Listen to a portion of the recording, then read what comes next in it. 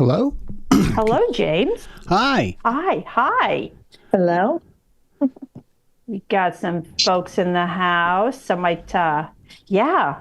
I'm gonna go to the dojo page and see if we're live yet. Are you doing something already? I was having a little technical issues and I was barely able to get us here. So yeah, we're streaming. We should be live. There's no Okay.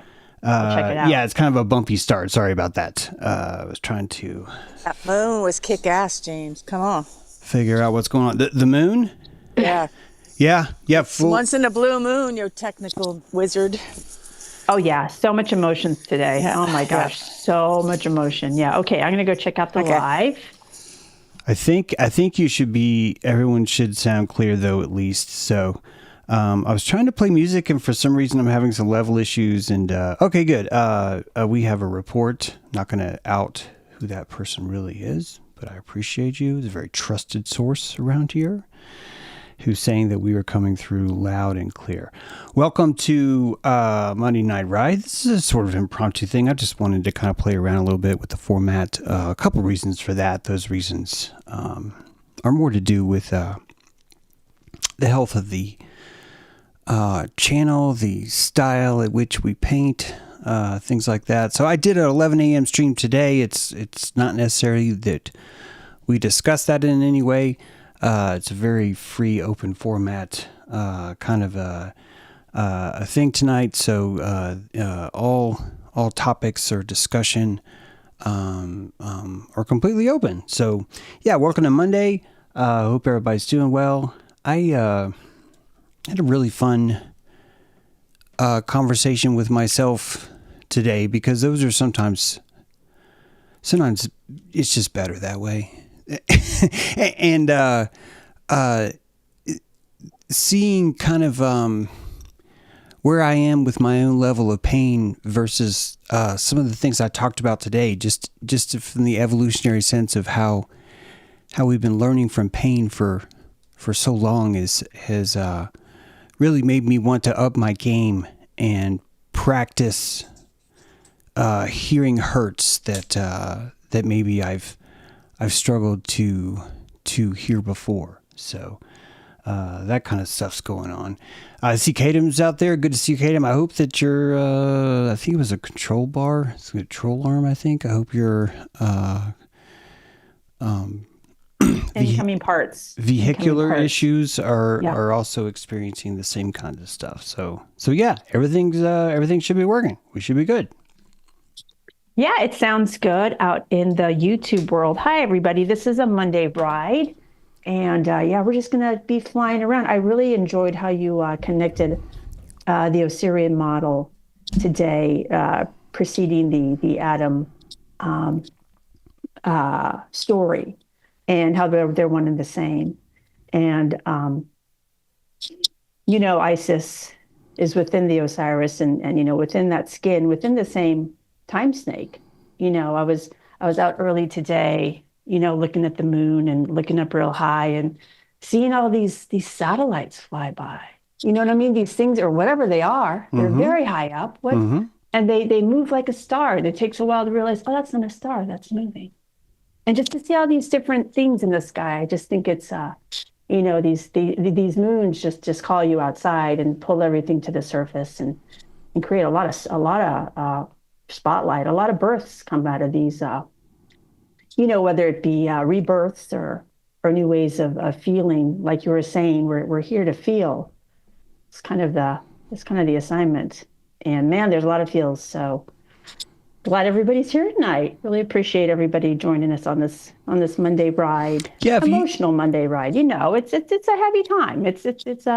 But it's beautiful to be able to gather like this. If you think about the body as like a musical instrument, pain becomes more of a practice. It becomes more of a learning to tune your instrument, learning to understand when it's out of tune. That would take a long time. Learning how to make good sounds out of it would, in the realm of pain, it actually would have to be ancestral. In a way, the passions that you find passionate are really just neurons that you develop the forest around, those Those dendritic trees are ripe because your ancestors have spent a lot of time perfecting that forest, tending to it like a bonsai. So you end up with certain proclivities, certain things where people say that you're gifted in, and really you're historically grounded in is what you are. And that's definitely being gifted. So, hats off to you. You have this constant practice that goes on not just in your life, but over this much longer haul where your individual line is learning how to play its instrument.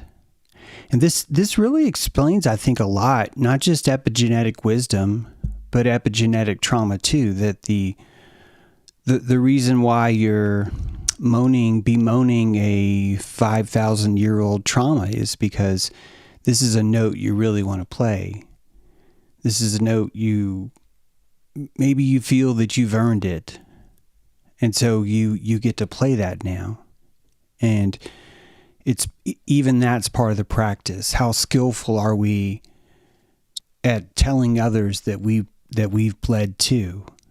This is a special kind of skill. And we give sympathy to the ones that can tell us that they've pled beautifully. We seem to automatically reward that kind of behavior. So all the laments, all the drama, all the love songs, all the romance novels, all the romance stories that we have from John Hughes and in every movie come from this idea of suffering perfectly, of finding this perfect way of having a bad time. Yeah. So, and when you have two people create a new being, a new people, a new person, then that person is a combination of the parents. So you're combining two families' talents and traumas together, and you get this individual. And if you can individuate, I wrote last week, families are vessels carrying unfinished songs. Mm-hmm. And, I do hear the song that my ancestors yearned for within me, to the degree of what my sky placement was when I came into this field of experience, to this very material world. Yeah. And so, yeah, I just, there's so many songs, and sometimes it's hard to look back at the family. I think there's a lot of family energy coming up with all this Cancerian energy. And now we have Gemini, in play. So there's basically a coffee shop of feelings going on right now, and telepathy and unspoken things or spoken things. I was with my sister. She came to visit, and she reminds me. I remind her a lot of my mother, and she looked at me and she said, "Renee, Mother would be so proud of you." Mm. And it took me a while to I heard her, and then I looked at her straight in the eye and I said, "Thank you. Thank you." Because you do feel that song, that still wants to play, and they just have they're betting on you to finish it. And it's a really tender time, but also explosive time. So we've got a lot going on. I'm glad that everybody is on this ride and can listen to this kind of medicine, because it is medicine that is being distributed if you want to take it these days. That's what I got. Yeah, it's good stuff. I do hear there's definitely a tone you feel that people are maybe going through a rough time right now, and I hadn't noticed that, so I feel like enlightened by hearing that. I don't know what's going on. I guess we're all have our own cosmoses, and maybe work with everything that we have. I'm not sure. I was listening to someone today, and there was this big conundrum, and the conundrum had caused all these comments, and all these comments had caused all these other comments, and and then these comments and these other comments were all based on this central conundrum that something was wrong. And I was trying to trace the root of, well, what's wrong? What's wrong? And I traced it back, and it was the Luciferian agenda was what was wrong. Mm. And the Luciferian agenda was out to get you. And at the heart of everything that was wrong was this, was Gigi was there telling this, here's why it's so, here's the perfect, beautiful way that I'm suffering from this evil force in the world. And this evil force, all of us can suffer in this way, and we can suffer together. And it was communion. It was, at first I was like, I should fix this. But then I was like, why would you fix this? This is church. This is, what is wrong? What exactly is wrong here? Because it's not the erosion of the family. I see families everywhere. They're everywhere. It's not the erosion of society. It's their society's coming out the wee hole. I could use a little bit less society. It's, I would say, well, they're destroying the heritage of what's pure about America, but all I see is sucking the dick of Israel. So it's like, yeah, I'm fine with that too. It's there's so much perfectness around us, so many opportunities to listen to our own instrument and just play what's there, you know? And I don't even want to destroy anyone else's song. The birds are going to sing about the Luciferian agenda.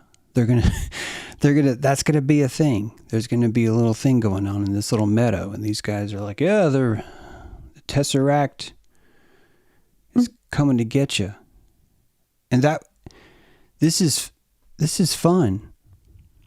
And I think if we learn to play our instruments better, I think we actually understand that all the terror that we are inflicting on each other is really just fun. We purposely don't know it because it allows us to kind of play.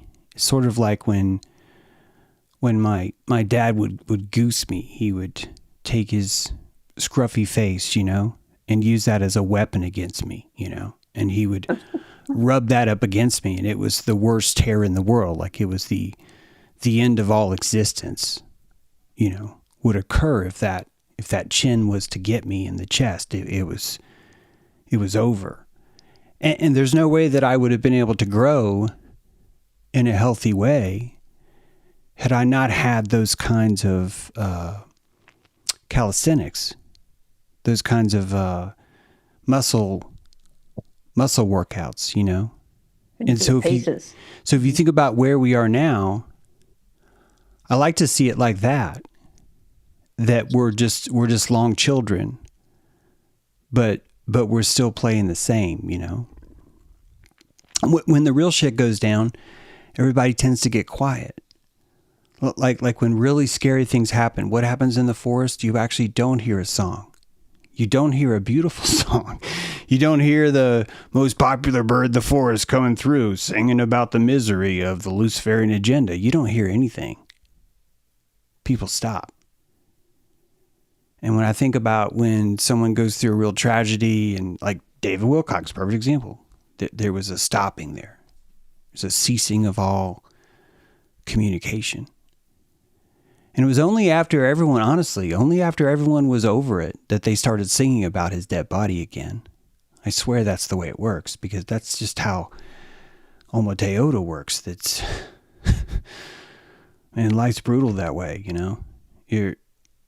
Anyway, I don't even want to go there. It's just, but it's true. It really is. In fact, it's important. It shows you how valuable life is, that it's teaming to use every resource, every vibration's there.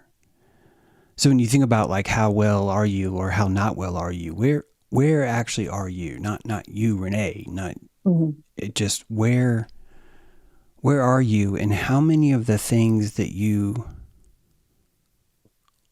are truly worried about are even real? How many of them are just keeping the plate spinning, you know? Keeping all these occupiers in your head, these dreidels.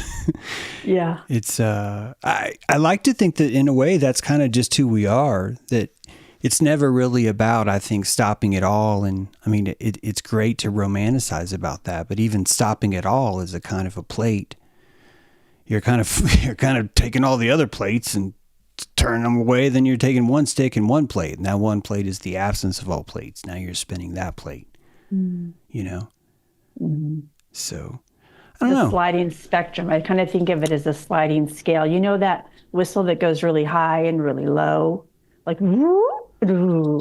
For some reason that's coming to mind. And I think the range that, quite frankly, we're being allowed to the depths that we can feel. People are going really deep, and maybe to territories uncharted. But then there's a bounce back if you have the grounding within your spirit.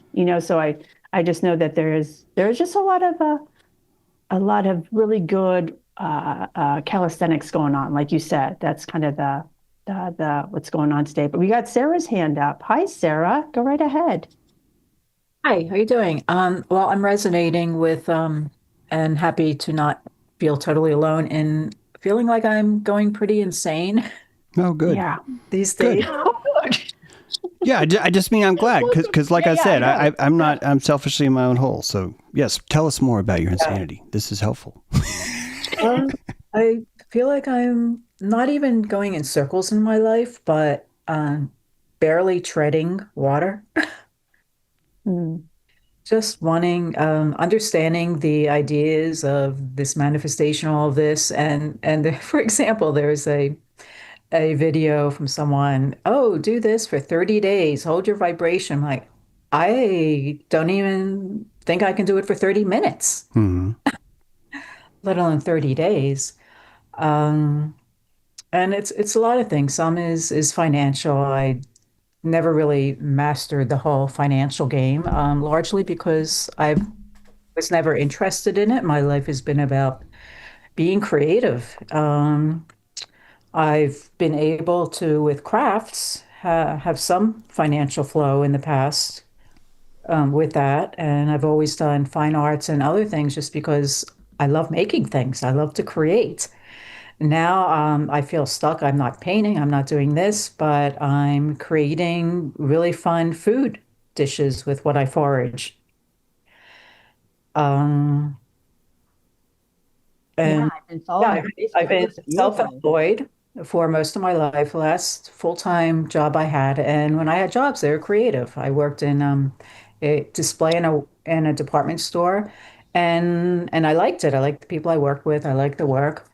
And then after a year or something there, I got a raise, and it ended up after taxes to be $7 a week. And my thought was, I can't even feed my cats with that. Hmm. Yeah. A couple cats.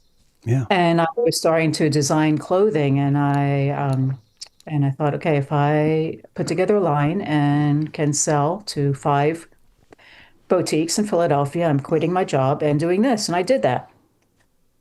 Awesome. Uh, and then I moved to West Berlin and did fashion there, and I painted, and I had a solo art exhibition there with what was my pyramid project.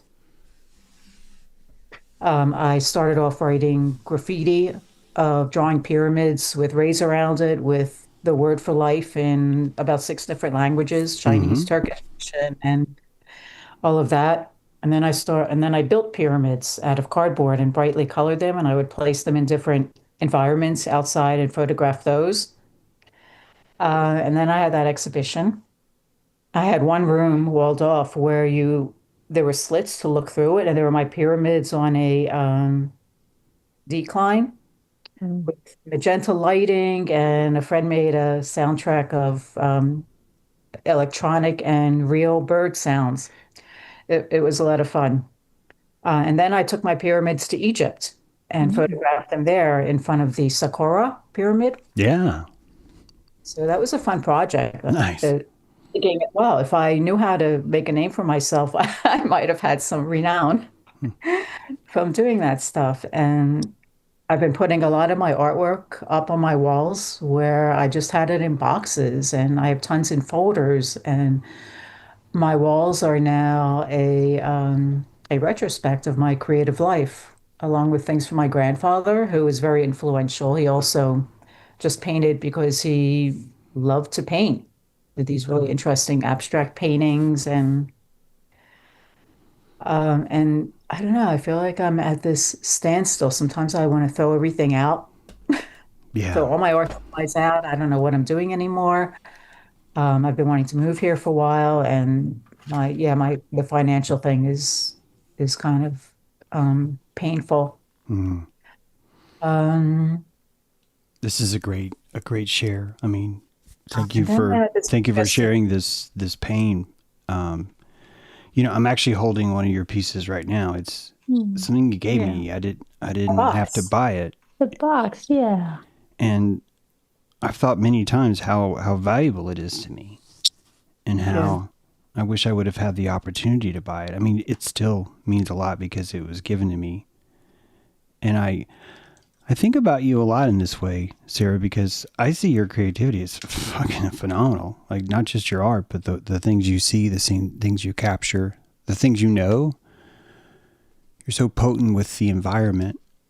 I remember you took us on a little tour in Yes. Renee's backyard and was, Yeah, she's like, here's some salad fixins. Right here. You could eat this and this. I had no yeah. idea. And the thing that you're talking about, and we can keep talking about it, please. I just wanted to acknowledge that I've been thinking about that same thing, maybe on a different level. I don't know. I hope it doesn't matter. But like, when I was thinking about the same thing, I'm not going to tell you what it's about because it's not about me. But the vibration made me think about this, which is that I wonder if what's happening in the world is that we purposely hoard all of our fame and praise and creative life force and keep it from the people that are sort of more whole. And it's because we're afraid of our own power in that way. And so we want to give it all to, not to pick on her, but we want to give it all to Taylor Swift. We want to give it all to Donald Trump. We want to make sure that all of our fame, that all of our focus, that all of our energy doesn't go to the people in our lives that make art. Like, this happens all the time. Like, all the time. It's always a, hey, let's make sure Walmart gets that. Let's make sure this other corporation gets that. Let's make sure all that other stuff's important, but not you, not this, right? The other stuff is justifiable, but these things, they don't seem to be. And it's always struck me as a form of us withholding from ourselves collectively, because we're sort of on a nipple or a teat of like what's considered popular or good or fashionable. And those teats are kind of struggling. The social media companies, they phase in and out of relevance. I mean, Facebook had every dime in the world, and they've literally just lost every cent that they can as fast as they can. The Elon Musk, Grok, what's happened to Twitter, all these things could be what I hope is reflections of this inner vibration, Sarah. The same thing that you're vibrating, the same thing I'm vibrating with, just my CD or even my show. It's been happening since before this, with me trying to alchemize, how do I do this show? How does the airship stay afloat? What is the shape it needs to be? This is most of my work. Very little of my work goes into what is the creative thing that I get to bring today. Most of it's more about how do I keep this thing where I could do a show? How do I just maintain what it takes to do a space? And I think that that's where so many of us are, because collectively that's where society is only willing to trust us to be. That unless we have a central authority that we can funnel through this cool factor or this acceptance factor or this relevance factor, that's the biggest one, then you end up with this environment that we have now, where it's forced, industrialized fashion and style. And until we learn to find that repulsive, until we find Hollywood fully repulsive, where we will constantly return to that trough versus just rummage through the forest like you've been showing us, telling us, look at all this local stuff that's here to eat. Look at all this local flavor, that's waiting to explode. And when I say local, I'm talking about genre locality too. Like, even on social media, right?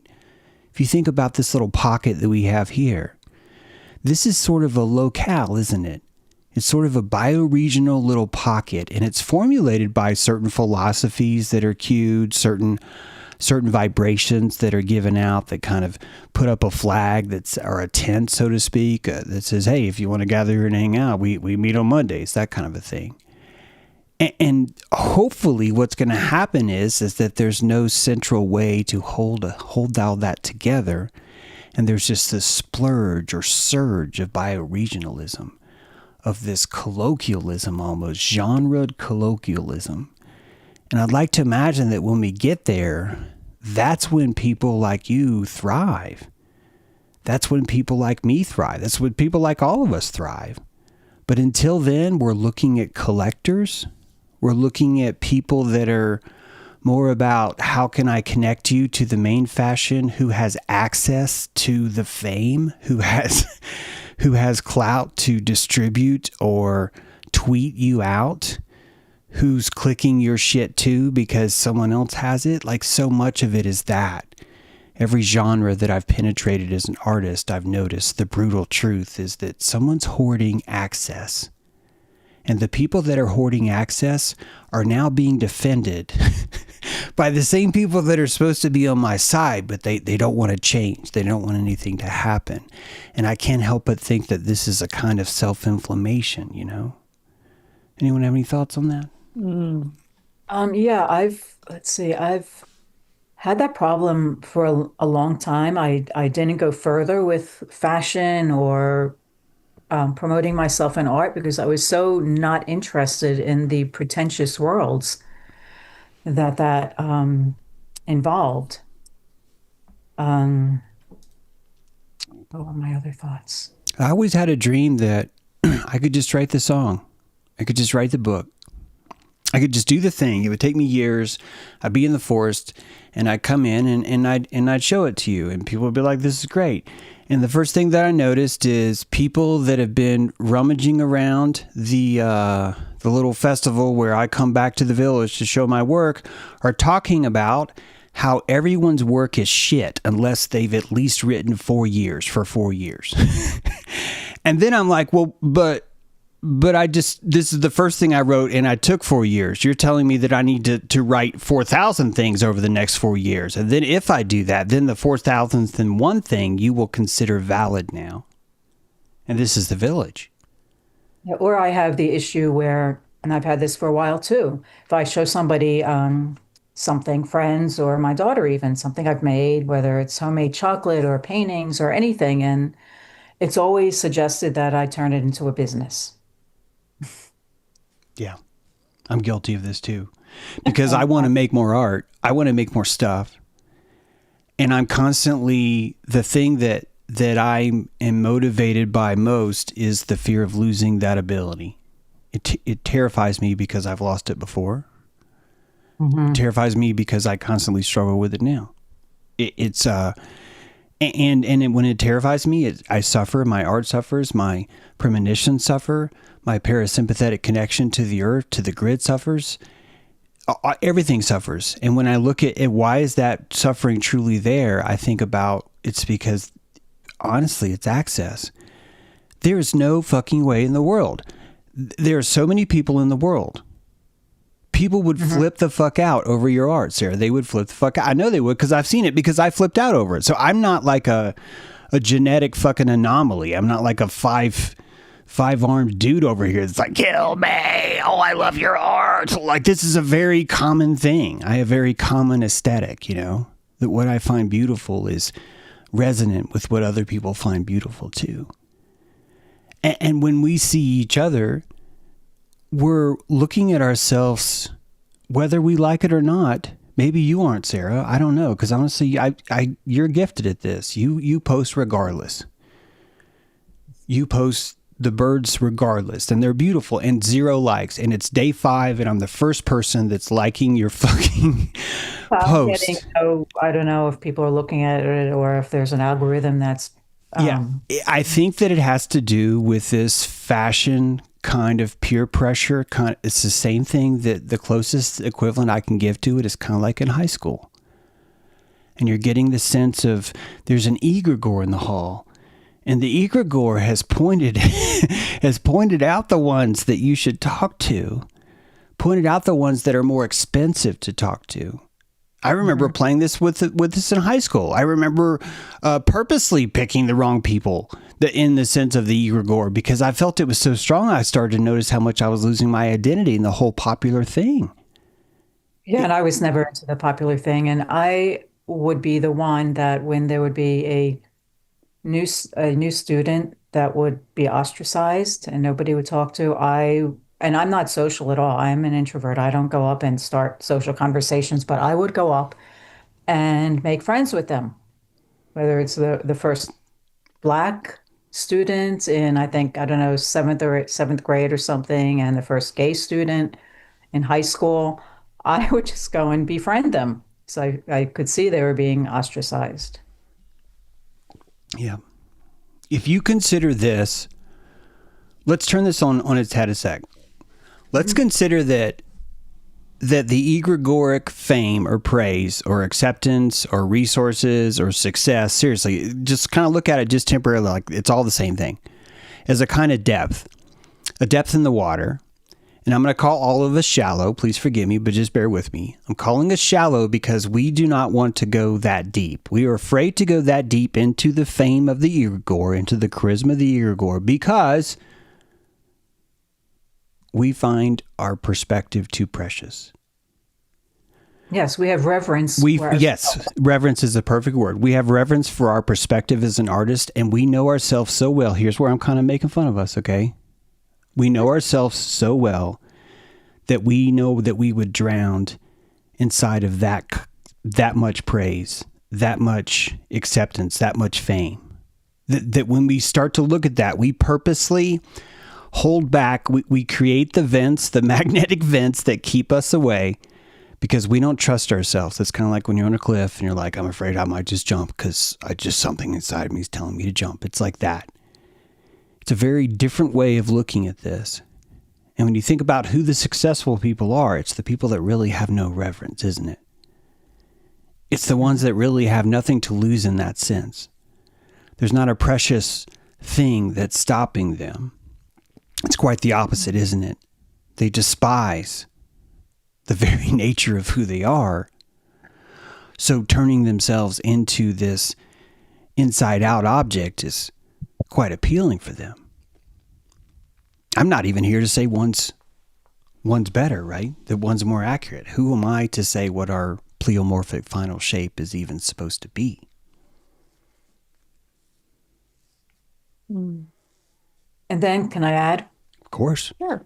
So the challenge that I'm really finding emotionally excruciating is, and I consider it leakage from all these other frustrations, that I am easily frustrated and angered with every little mishap, anything, trying to text things, and it's not only you get a typo, but you can't, the cursor won't go in the right place, and then it will highlight the wrong thing, and then you can't unhighlight it, or things spill all the time, or I'm putting lids on backwards, and I want to smash things. I bashed my car stereo screen because it wasn't working all the time.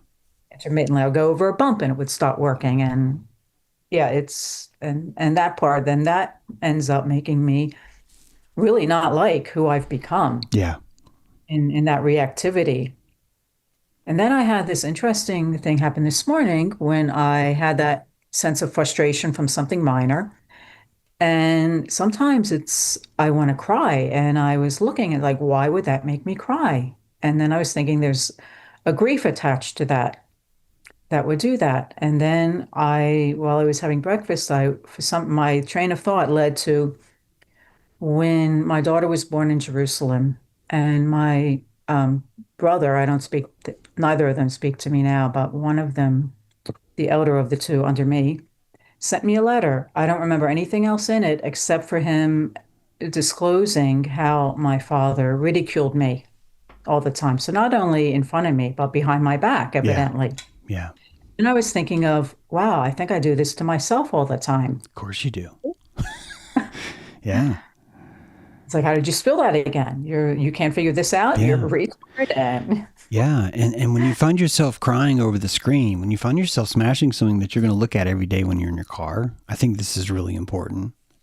It's important because, in a way, you're trying to create a mark that you're going to you can't ignore anymore. So in a way, it's kind of a success. In a way, it's an angst you've never been able to see. And maybe you're crying because you recognize it for the first time. And the only way you could recognize is it had to behave poorly. And by behaving poorly, it maladapted and it was able to show itself. And more importantly, you see it and how you choose to receive yourself in those things. This is the gentleness, I think, that ultimately does open up our pores, Sarah, because I keep telling myself that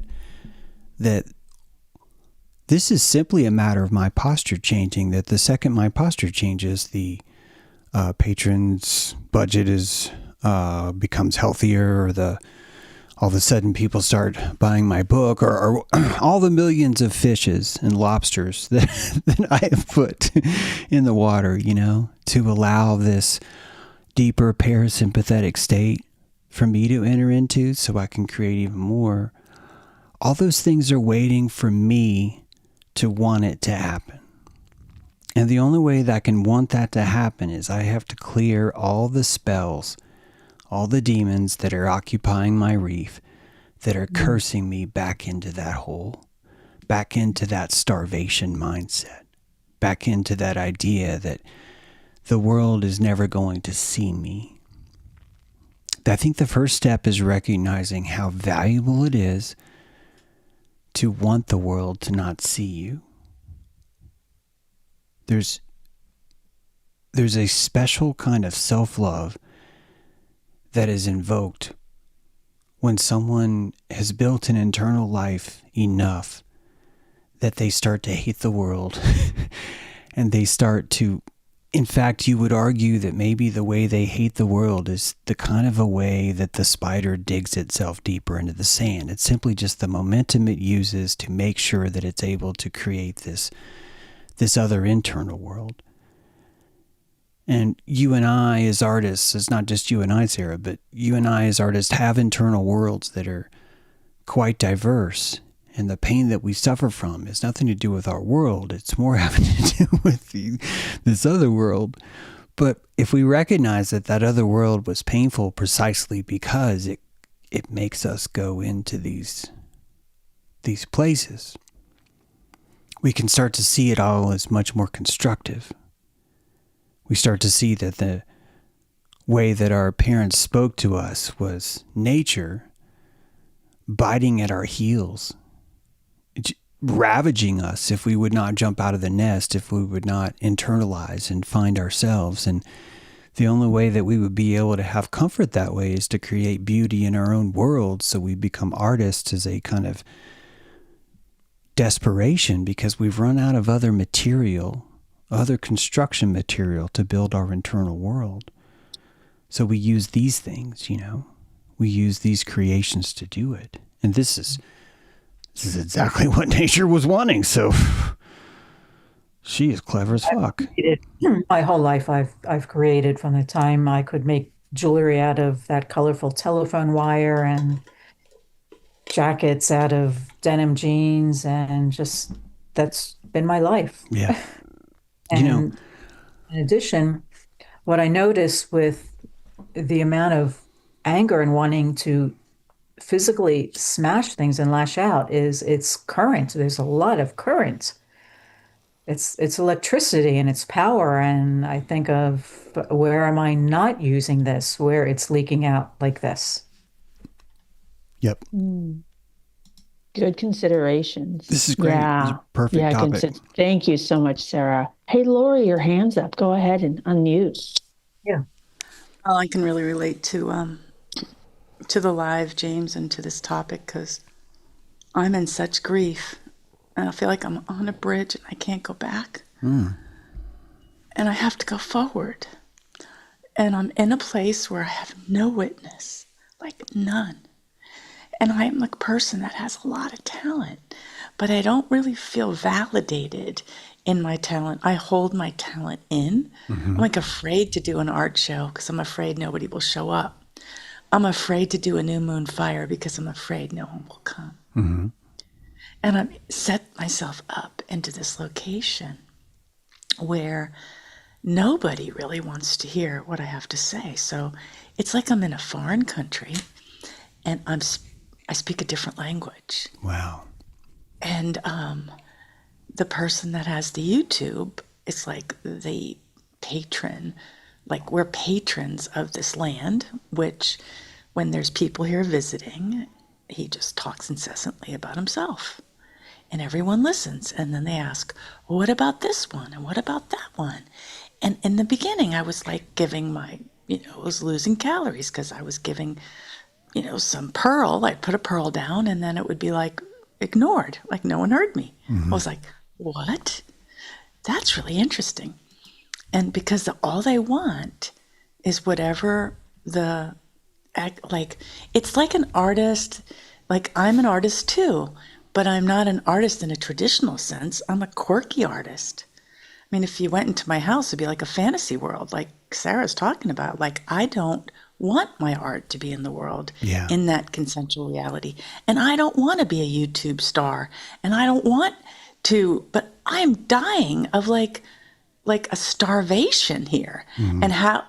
I've committed to 5 months of loving myself. So, the last one you did about agency, taking my clothes off in a public bathroom and like claiming all the pieces and parts of myself that never were seen by my family. Never acknowledged, never like, wow, that's pretty amazing that your brain works like that and you got to be that successful, None of it.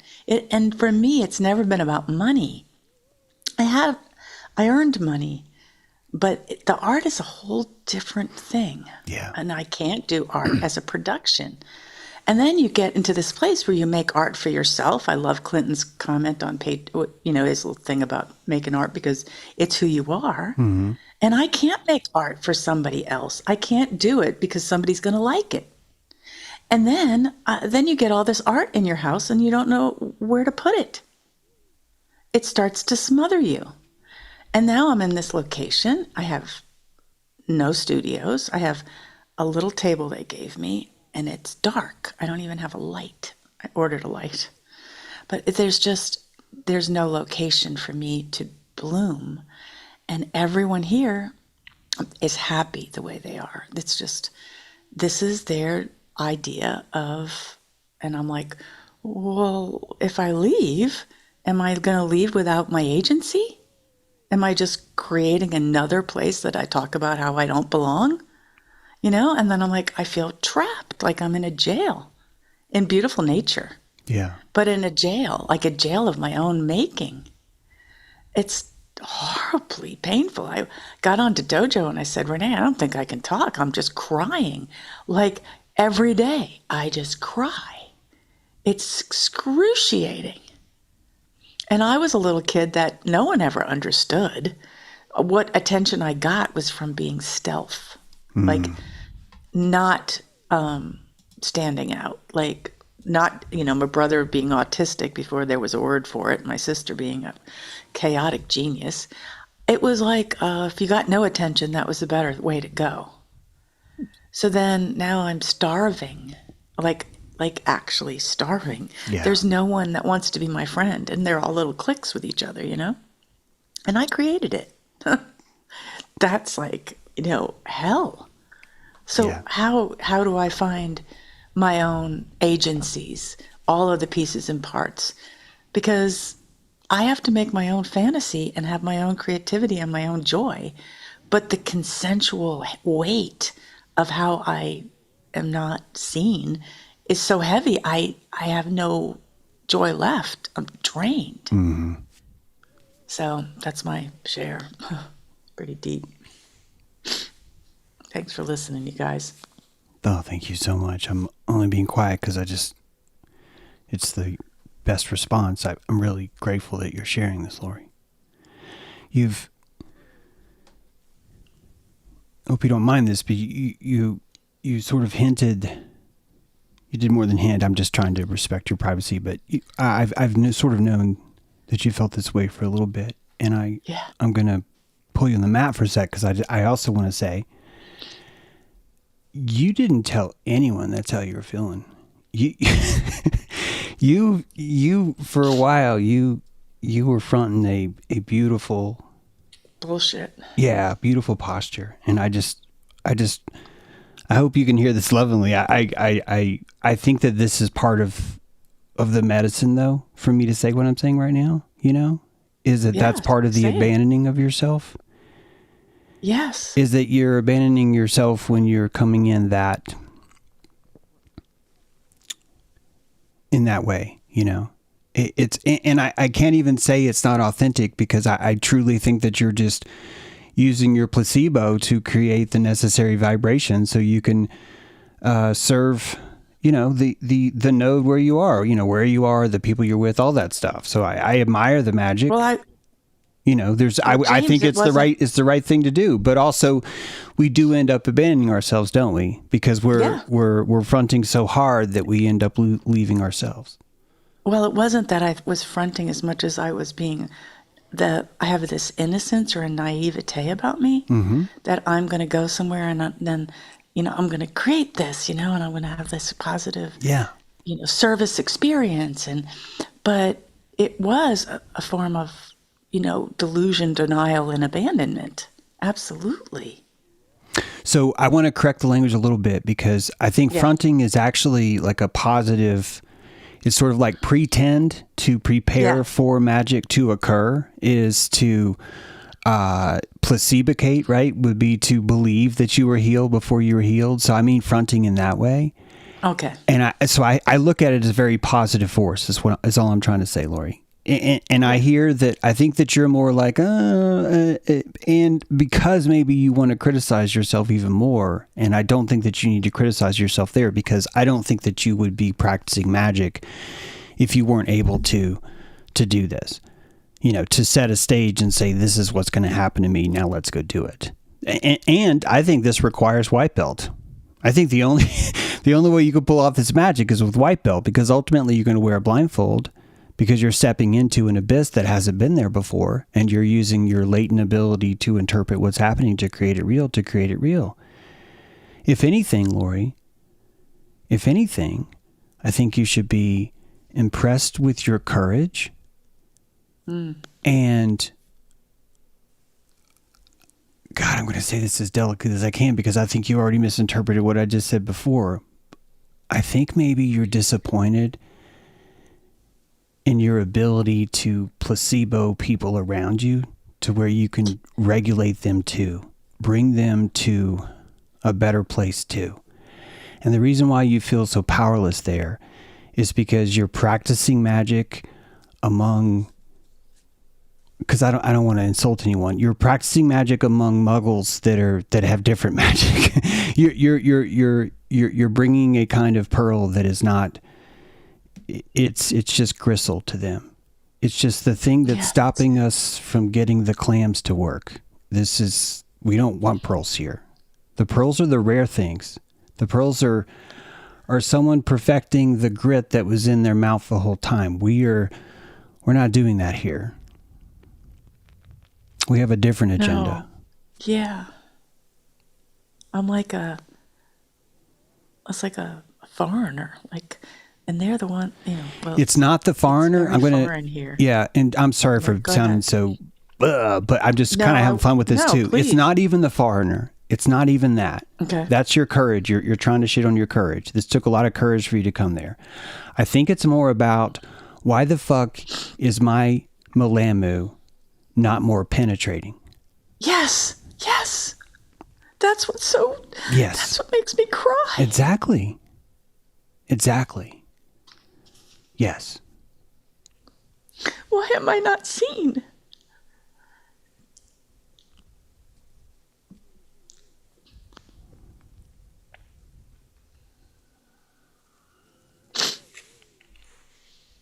It's really painful. Yeah. Believe it or not, this is why we discuss this, but this is why people have road rage sometimes, where you cut me off really is, it's the exact same thing. I didn't feel seen. And you are practicing. You went to a place. You came here for this. I know I did. Yeah. This is your Dagobah. I said this to you already, but this is your Dagobah. Remember that? This is your Dagobah. And it really is literally. Well, you go, oh, you gotta go. You're just gonna go. And you're so nonchalant about it. You're like, hey, I'm gonna, well, in case anyone doesn't know, I'll be right back. I'm just gonna go to Dagobah, cut the head off my father in some cave and learn how to levitate a spaceship. I'll be right back. And it's like that. And it's probably the only way you get there, honestly. It's probably the only way you get there. But I wake up at in the middle of the night and I can't go back to sleep. I feel like I'm trapped. Yeah, because you're not supposed to go back to sleep. And the reason why you're trapped is because you said it earlier. I'm really proud of how well, I think you saw yourself very well when you said this, which is that, I'm probably putting your words in your mouth, but if you were to leave earlier, you might lose your agency. Yes. This is a biggie. This shows you, I want to show you how fucking compassionate you are. I want to show you how perceptive you fucking are. That you were able to see the energy tentacles for exactly the shape that they fucking have. And that in order for you to detach yourself currently in the energy system that it is, in order for you to leave that place, you're going to have to suffer or lose some sort of thing. And that thing is going to be skin off of you that is attached to a sucker on a tentacle. And that tentacle is attached to that place. And you went to that place because of this, not despite it. And I think these people are probably great, by the way. I hope you hear me. I really think they probably are. I'm talking about the egregoric, right? Okay, just so we're clear. Yeah. Yeah. And it's honestly a blessing that I don't know any of their names because I'm able to treat this more as a human experience, The same thing that have happened to me when I go to the campus of Boone in North Carolina, whether it be virtually in the comments or physically, and I just start just having conversations with people. You, what the fuck are you doing? They're gonna trespass you just for saying what you just said. Stop it. You can't talk that way here. And if I'm going to go there and try and live, I'm going to die. I'm going to die. The reason why I'm going to die is because I'm a vital reef that requires a lot of stuff, a lot of intricate space, a delicate balance. And I can't just survive anywhere. I really can't. Some places you might go to and thrive even more. And hey, good luck figuring out the crapshoot, on how that's going to happen. I mean, I've been in places where I've. Point is, understanding our power is understanding where it's not, isn't it? Yeah. And the fact that it's not a lifelong thing for me, and I'm like, the agency of looking externally for approval has always been, and so not to get any is like the perfect place for agency, renewal for self. So I just can attest to anyone. I'm just saying how painful it is to be faced off with, you need to stay to get your agency. And that could be that the contract ends early, or it just could be that I have to play every day to get my agency in all of the pieces and parts that I left piece of it here in 2013. I reclaim it. Mm-hmm. I reclaim all the pieces because this would be the perfect place to do it. That's how I see it. Yeah. But I mean, it's in the light of day, I can say that. In the middle of the night, I'm like, oh God, how do I make it through even another day? Yeah. So, but that's all I got. I hope somebody else has some other good stuff because it's the perfect alchemy. This blue moon was, whoa. That middle of the night feeling is the music you play. That's the instrument. That's the instrument. And it's some of the most beautiful music. Looking back, you will consider that. And right now, the blue that you talk about. Yes, the cobalt. Yeah, okay. This is the time to record these things. when I say record them, maybe I mean more. This is the time to enjoy the sound of this music, because this is the only opportunity you really get to taste it this way. That's true, James. You know? And the times when I hope this happens to you again. It's 4 a.m. and you're awake and you feel that loneliness, and you think to yourself, oh my God, this is the only place I could find what I'm about to say to myself, which is that I'm right here. And you're only going to have so many times when you're trapped in the bottom of a fucking cave and you're like miles away from civilization and there's no fucking light and you have no idea if you're going to live, and that you only have that one opportunity to be there for yourself. It's the only chance you ever have. And you ask yourself why you go to Dagobah, and hopefully you don't ask yourself. Hopefully you find yourself halfway to Dagobah. Then you're like, what the fuck am I doing? And then you find yourself in the bottom of the cave. And only then has the door open for a possibility of something. And it can't be a destiny that you're automatically given a medal. This isn't a participation trophy. This is an opportunity to step through a door and to find that you that was there at 4 a.m. when you were inside that cave. Yeah. So this is the red pheasant. Yeah. And every one of these moments is another red pheasant, which means if you can start to hunt them like that, they start to become something that you focus on, but in a very constructive way. No longer in a, I'm afraid I'm going to lose this skin to these tentacles because I'm going to feel, if I don't stay for 5 months. And this is exactly the kind of trap you would need to alchemize these kind of experiences. So true. Yeah. So true. Yeah. Thanks, James. I really appreciate this. It's really... But of course, I appreciate you sharing. But of It's course. interesting because it can go so many ways. Like you really don't know No, I don't. which way you're going to go. So that's where your self-love and trust, and the whole validation thing. When 2020 hit, like, I don't need no validation. I get that from the inside, and I really had to enter that so earnestly, and the less validation you need, the more your expression It's so true, James. but like so true. kind of bubbles you. You know what I mean? So you're never alone because you always have your car.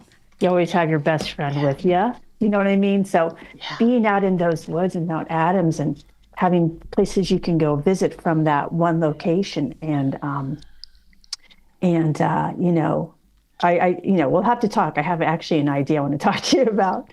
Okay, but getting yes. to play with Renee and to be actually witnessed was like like I'm a deep sea diver, and I got to play on an island for a little while. Oh my gosh, It was I like- love it. It's so much fun. That's great. It was so much fun, and then I was like, then it even made this Dagobah experience even more potent.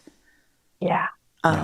Because everyone from here would go, oh my God, you went over there? How, like I had cooties. And I was like, yeah, it was like really, it was because I know that when you play, wherever you are, you're bringing this light.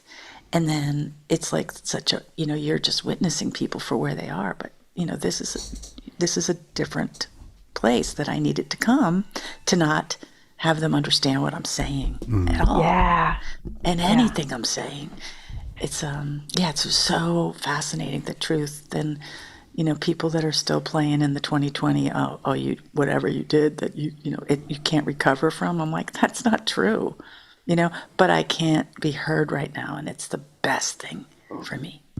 Because I'm feeling the blues like I have never felt these colors before. Oh gosh. And yeah. the 12:30 is not my thing.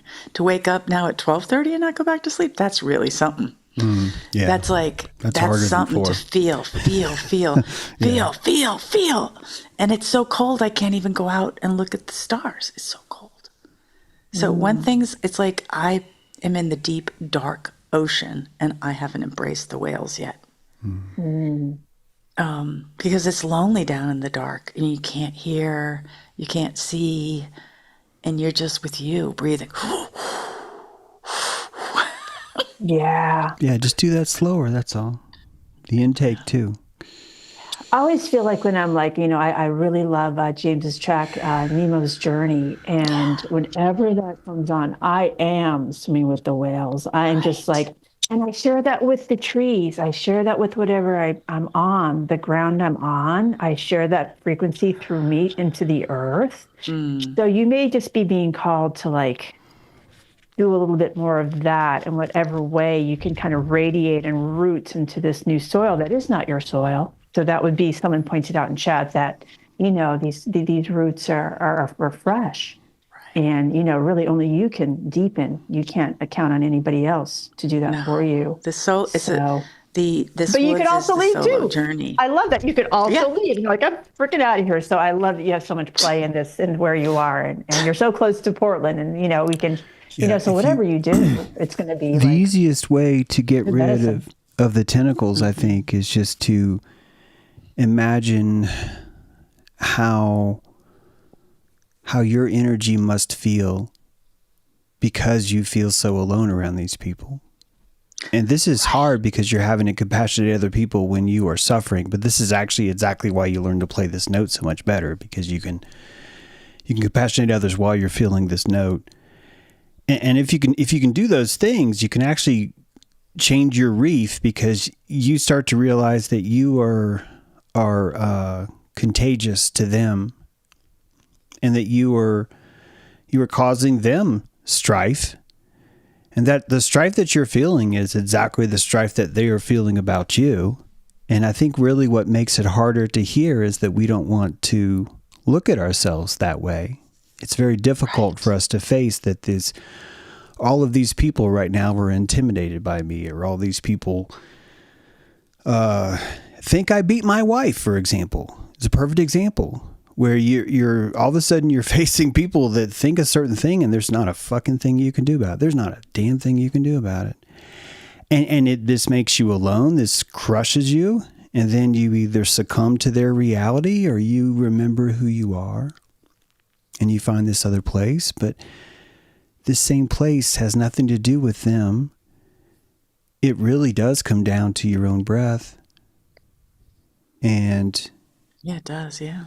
The way that you breathe, which I know you were just conveying the idea of breath, but you had a very fast inhale and a very slower exhale. And there's a rhythm in both.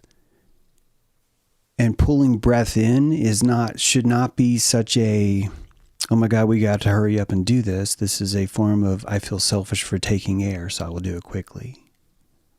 And you're selfish for taking air because you're puckered into this posture that you've already described. So the emotion that you feel people feel towards you is more authentic than maybe is comfortable to taste, because we have to realize that we will go into places where people are going to think these things about us, and that there's really nothing we can do, especially when you're dealing with a prana economy.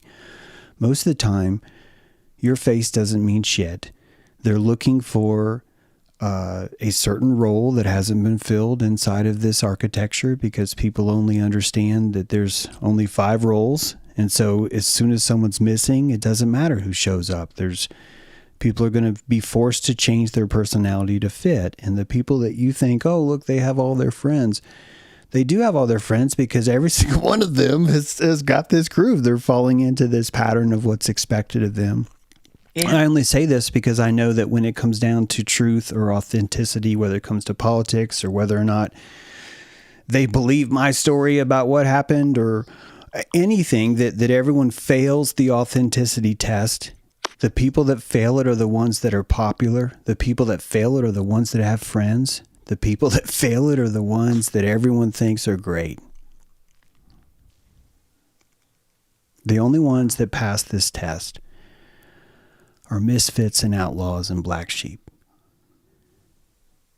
They're really the only ones you're ever going to be able to trust. Unless you go back into that flock and you abandon yourself completely. Because if you go back there, you will be able to trust again. You will be able to trust the group because you will not have anything precious inside your mouth that's turning into a pearl. There will be nothing precious about your personal experience to turn you black. Nothing at all. And that is a kind of freedom. It is a kind of innocence and freedom that you have, and there's nothing even wrong with it. The reason why I say there's nothing wrong with it is because if we can accept that sometimes we rush for that, or like, please let me Versapellus into a sheep. I don't care if you fucking shear me. Take everything. Just let me hang out with you guys. I'm afraid of the dark. What's wrong with that, really? It's what got us here. It's what turned us black. And we're constantly going to be going back and forth. The thing that really, I think really gets you is you start to realize that the only way out of a black sheep, the only thing that you can do in anyone else's eyes is become the wolf. It's the only other thing society's going to let you do. And isn't that the same thing about the Luciferians at the top? They're just the wolves. They're the ones that were black sheeped enough to where they just stopped giving a shit. And I don't think that you or me should be like, let's stop giving a shit. I don't know how to do that. Not either. So I'm not here to advocate that. I'm here in this weird middle ground. I'm a giraffe, a black giraffe. What the fuck does that even mean? I really do think there's literally a species that's capable of doing this, right? It doesn't have to be a predator lion that lions don't fuck with, but is also not a hyena. And that it's not a transitory state. It's not an in-between state. It's just a fucking identity. In that place, there's not a lot of giraffe. There's not. There's a buttload of hyena. Fucking everywhere. And then maybe there's 7 giraffes. Licking. Yeah, maybe there's 7 giraffes. Yeah, the hyena are in a licking circle. They're licking each other's taint. So the rarity is expected of you. And when you say things like, I'm afraid to start a fire, which is very real. I'm afraid people are going to show up. I'm still afraid. This whole CD thing, whatever. The point is that when you're afraid like that, this is the only way your neck grows. This is the only way that you're showing everyone else you can be a giraffe too. It's the only way. You have to forge this path for others. And when I say others, I'm talking about you. I'm talking about you at 12:30 at night in 3 days. You got to forge the path for you. And the only way you're going to do that, I think, is with these red pheasants. Like truly recognizing these kobolds. A hunting party, huh? Hunting party of the red pheasant. Well, it's a pretty big song. Do you feel like this is something unsung in your family's ancestry? Yeah. Right? So this is something you're really going into for your... It was like my mother was, my mother was the hyena that was in the clique and licked everybody, it was just so knowing how it works. And I used to be able to play in there. I did play there. I was kind of good at it, but I can't anymore. So I always think that they want that I could be the hyena that would change the other hyenas to say, look, there's a hyena that escaped and has a different point of view. But basically, I'm entrained to the hyena, pretty much. And it's hard for me to keep my solo resonance different. But the family of my mother, it was just, that's just the lineage of her needing to... She never was alone. She couldn't handle being alone. She couldn't handle the blue, that deep, dark blue. She couldn't go there. It was antidepressives the whole way, The lonely, she couldn't handle the notes of lonely. Yeah. Wow. That sounds like what happens when a a new branch starts to grow, you know, and it leaves the main stalk, and it's just like, this is stupid. What am I doing? I'm never going to grow a leaf. There's no fucking way I'll ever have a flower. And what the fuck? And why did I couldn't go back. I want to go back. And all you are is alone, and all you are is drooping. You're not even growing straight up anymore. Now you're fucking growing down. You're like, what did I do to myself? And honestly, this is what's happening. All your cells are wondering, why are we adopting this idea of a giraffe? Are you sure about this? And I think if you think about the reason why the struggle is there is you've got 5 trillion cells to talk to. And at 12:30 at night when you're depressed, that's when the right ones are listening. The right ones are dying for you to fucking say something when you feel that way.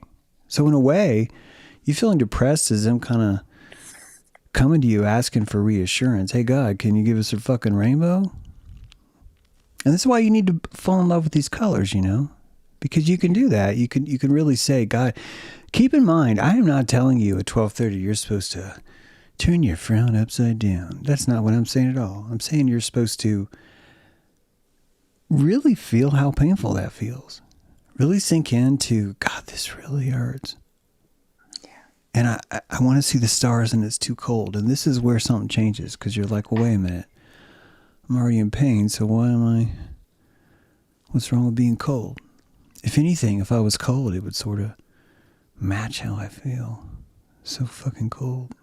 And then you start to play with this, because now you're in the key. You've entered into the tune of how you feel, and you allow it to tell you the story. Tell me more. Well, let's go outside.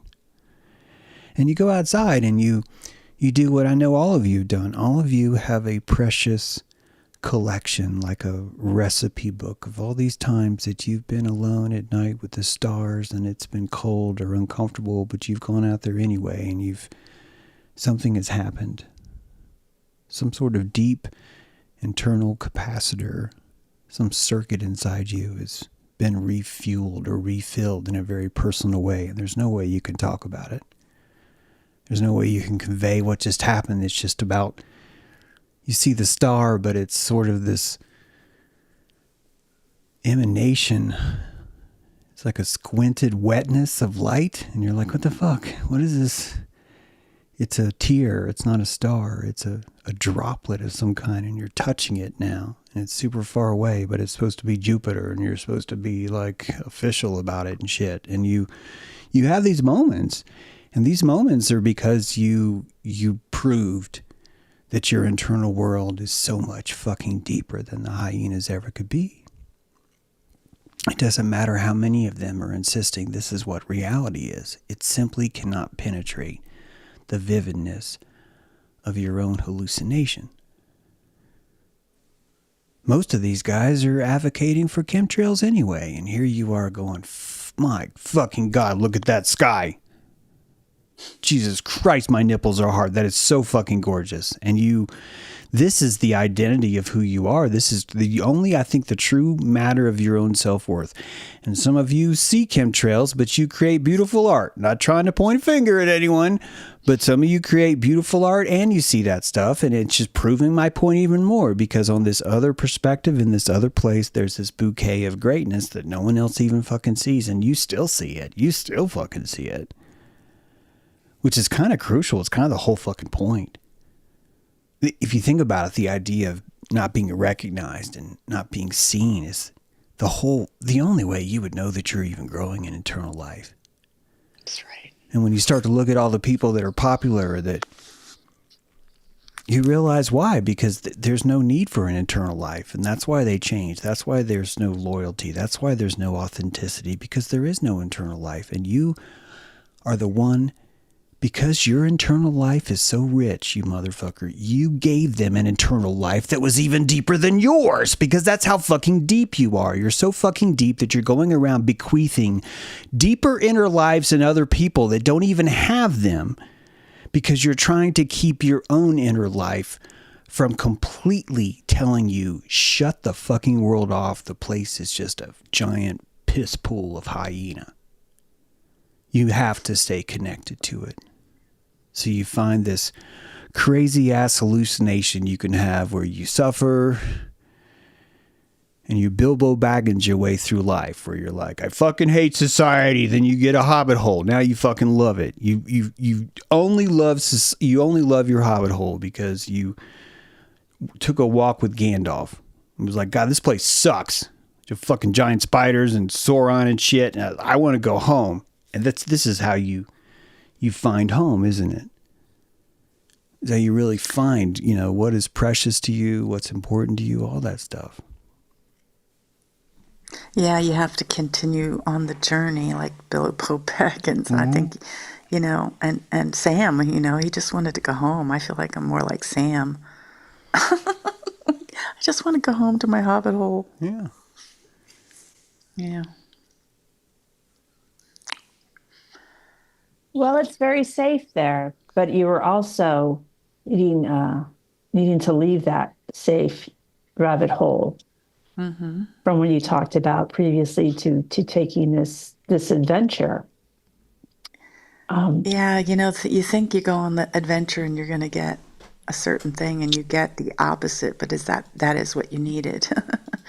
And yeah, because all the topics that James has been presenting, the relationship topic, that brought grief in.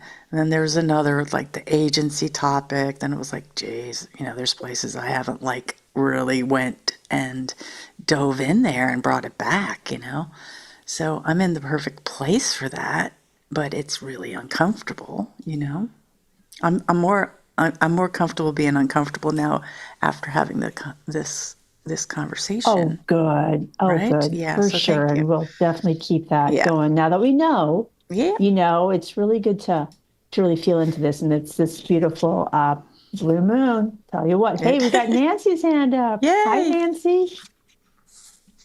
Hi, everybody. Oh, it's so good to be here. Hey, Nancy. I'm just really Yeah. feeling you, Lori, and Sarah, and just everybody here.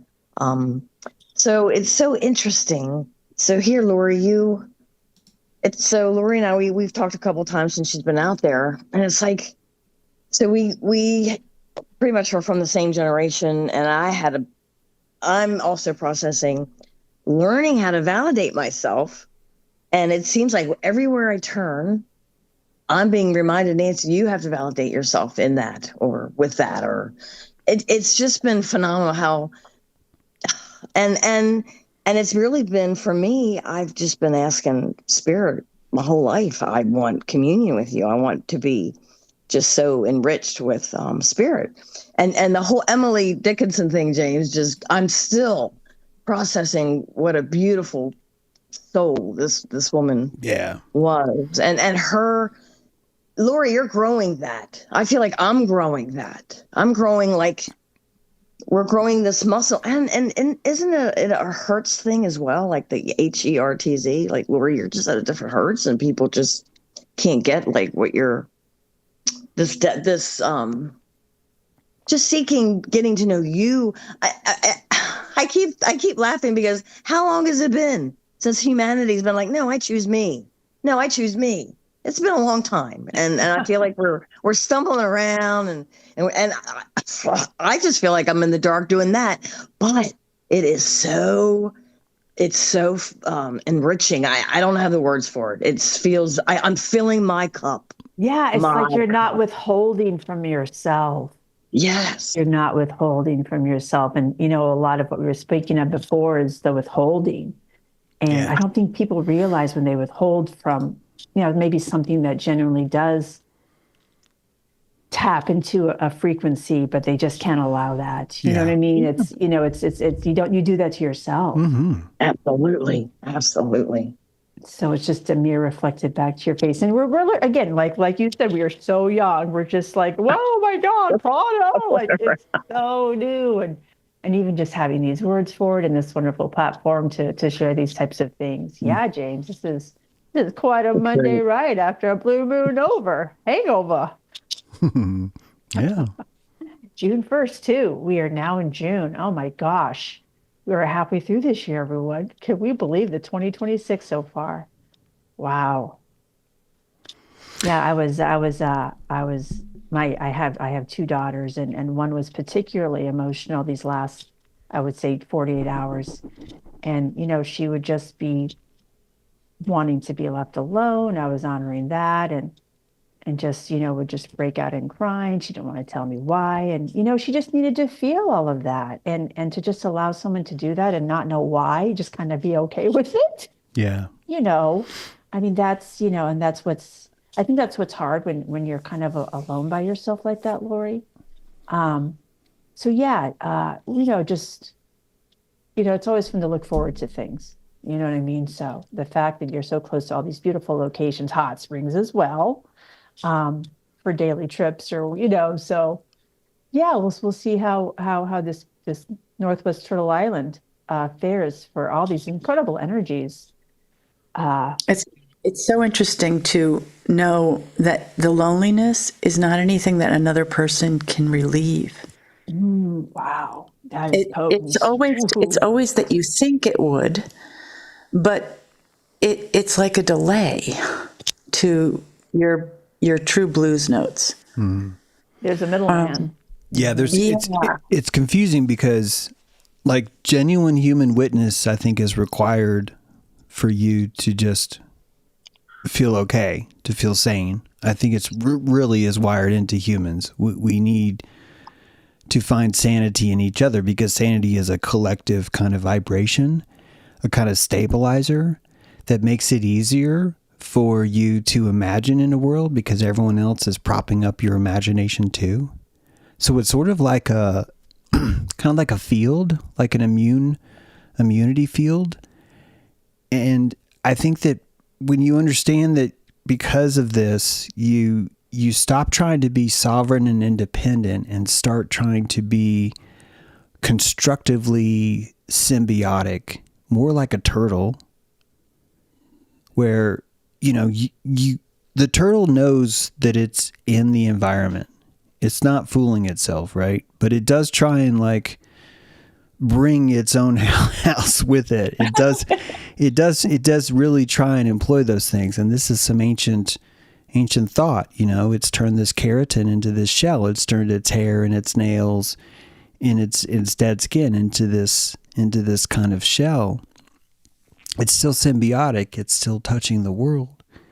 And I like to think that the Aquarian Age is more about reminding people of that. There's a time in the 80s and the 90s, 2000s, where sovereignty is like the most important thing that we could push. It's like the most important thing. Being independent would be crucial, especially through the gauntlet we just come through. And that part of finding that independence, I think, does really come back to this deeper truth that terrifies you, is that there's this symbiosis. And here's the difference. The loneliness looks the same as the vibration of needing witness. They look the same. They render the same in a low resolution body. So a low resolution human is going to be seeking the herd, because the herd makes them feel less lonely, because it's the same color, it's the same sound, and they don't hear a silence anymore, do they? The vacuum is covered. There's a vacuum there, and if you're good, you find vacuums in yourself. If you're really good, you rewarded yourself with, look, you found a black hole in yourself. Look at that. Way to go. And then you start to work on that, and you start to acclimate and find yourself, etc., etc. So these are expensive endeavors that we practice.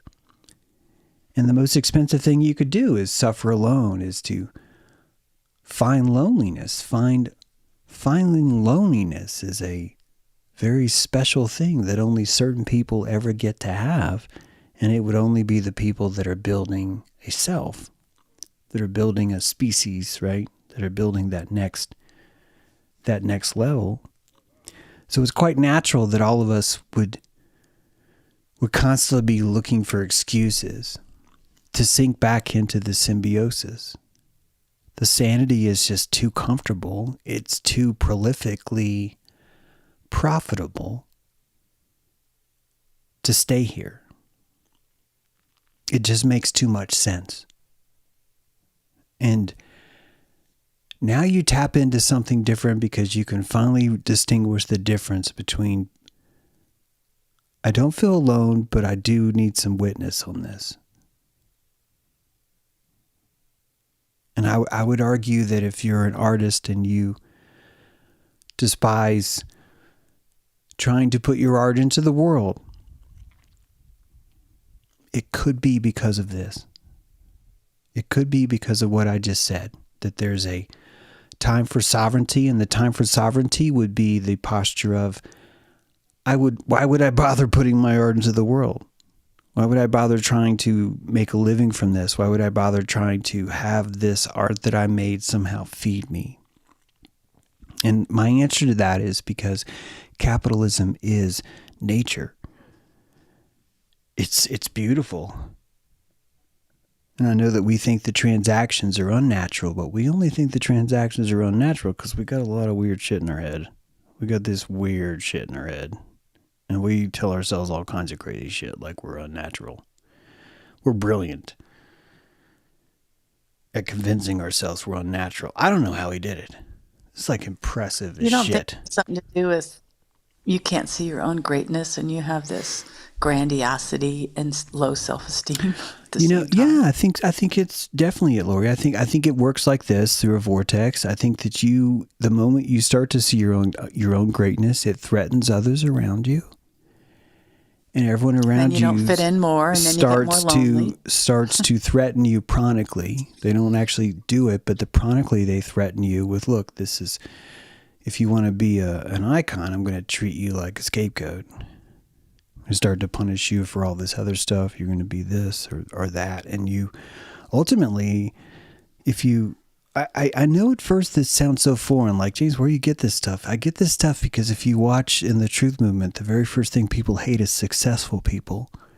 They always hate people at the top. They always think anyone at the top could only be at the top because they turned, or because they sucked Satan's nipple dick, or they made some secret pact with some evil overlord, and that's why they're in charge. And it's the only solution. The only solution is you sold out, which means anyone who does well has sold out.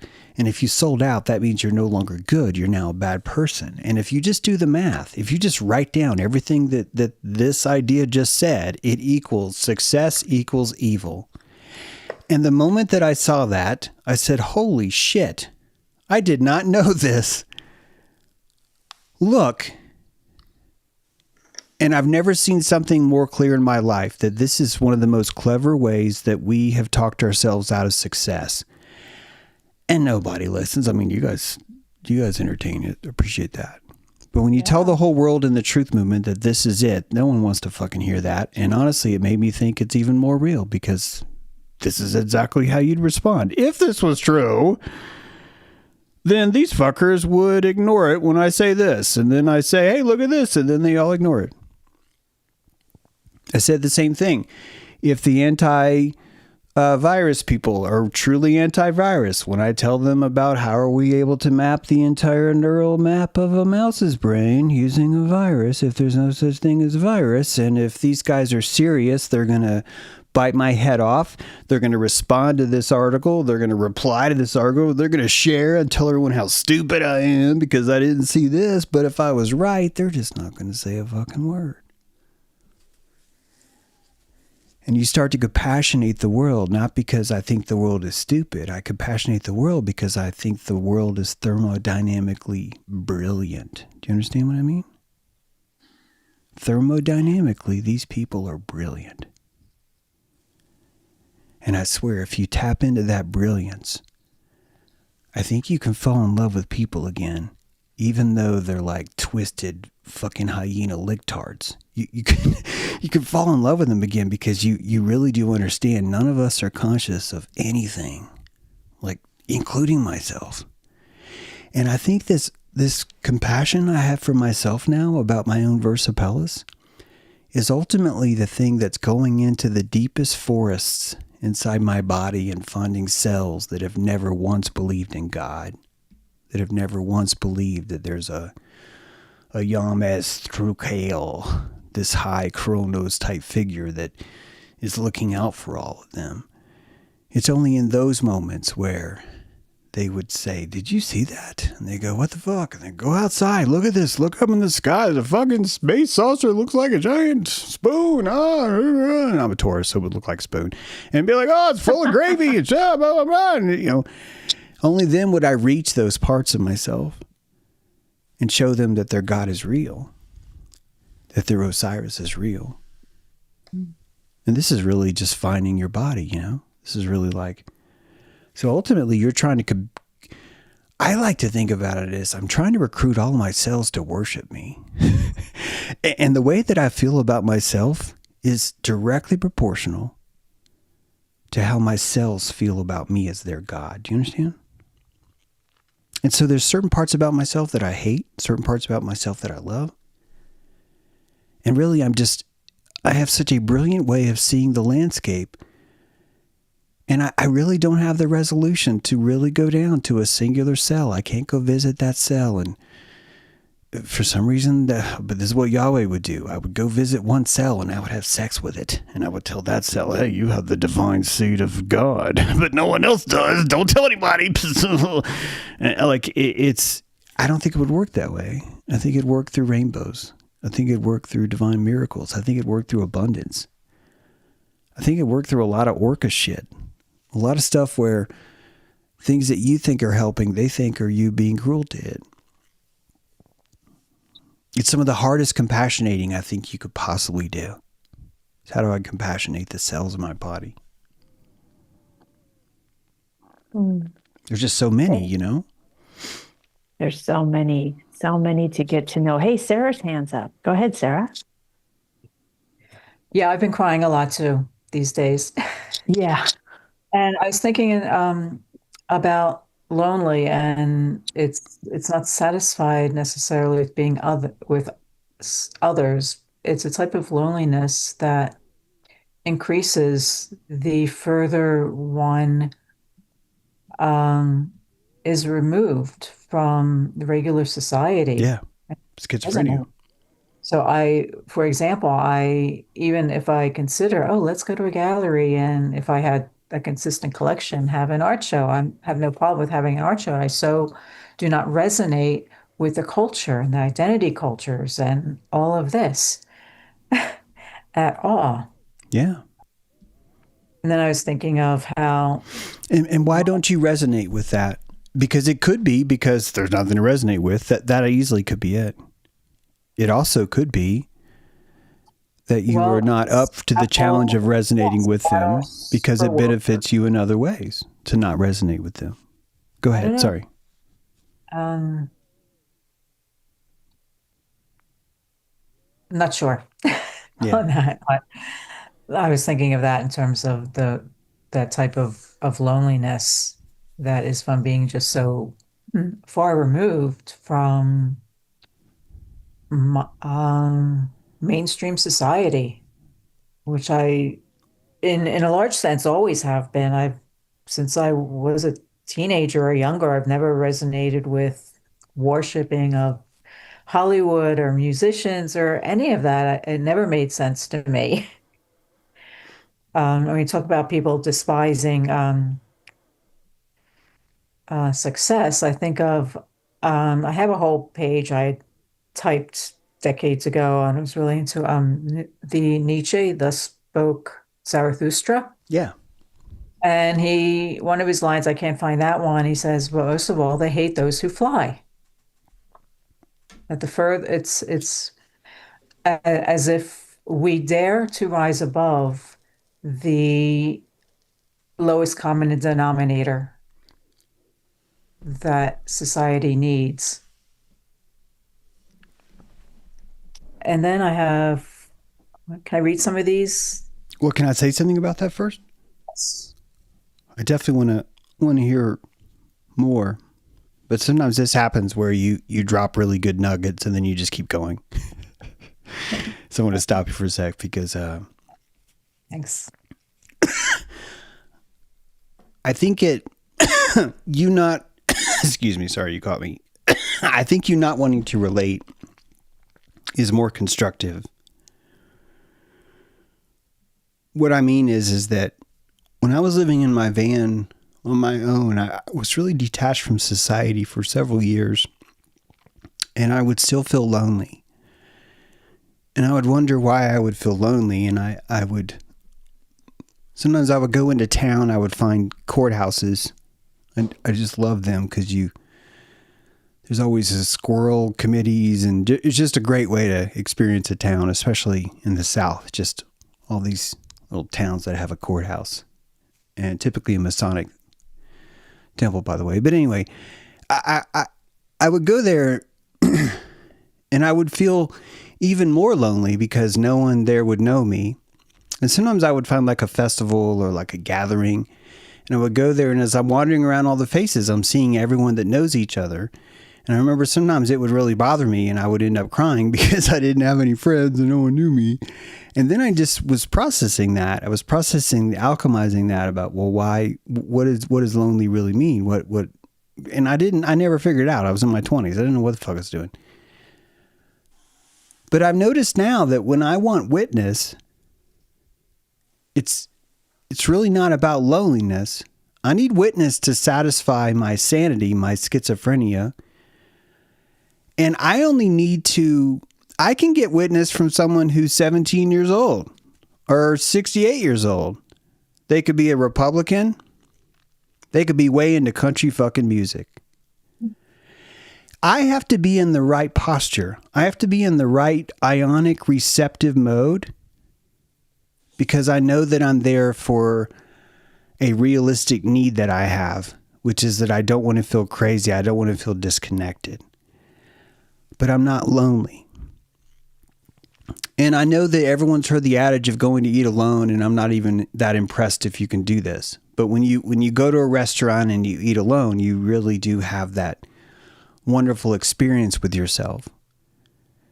And I would imagine most of you do have a wonderful experience when you eat alone. I know there are people that are like, "Oh, I could never eat alone." And we're well beyond that. But that explains what I mean by I was able to finally learn that I wasn't lacking anything.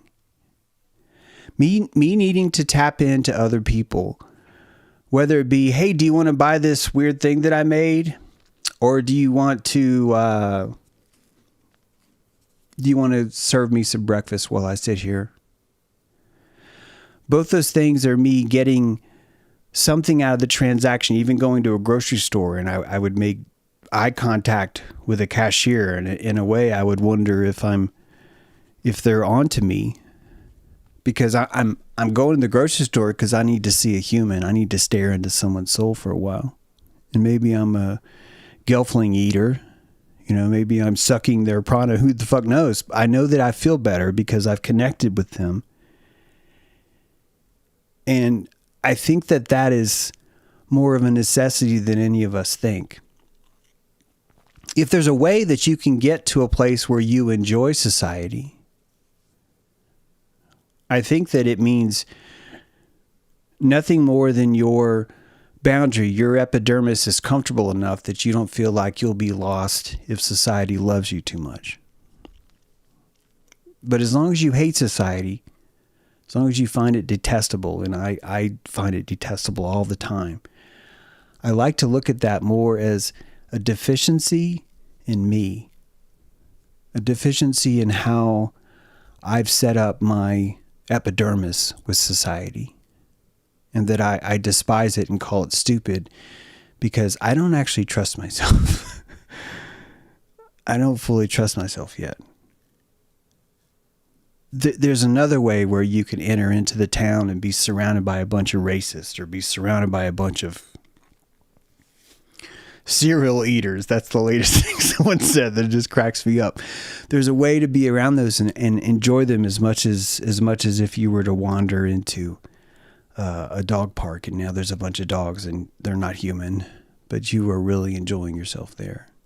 They're not connecting with you deeply. None of them see you. None of them know who the fuck you are. And you don't need them to. You're not lonely. You're simply just tapping into the collective.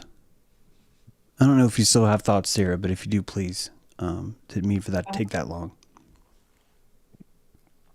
I don't know that I necessarily feel lonely, although I am very alone. I pretty much do everything alone. Sometimes my daughter will FaceTime me when I'm eating and say, "So you don't have to eat alone."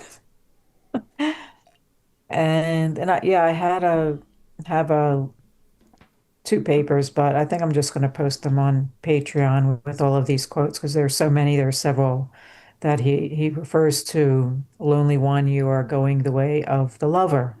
Yourself you love, and therefore you despise yourself, as only lovers despise. The lover would create because he despises. What does he know of love who did not have to despise precisely what he loved? It's interesting. Flee into your solitude. You have lived too close to the small and the miserable. Flee their invisible revenge. Against you, they are nothing but revenge. And yeah, many more. Yeah. Interesting. I don't have a lot. I have very few people I spend time with. I mean, of course, I have my children that live with me, and I have a clientele.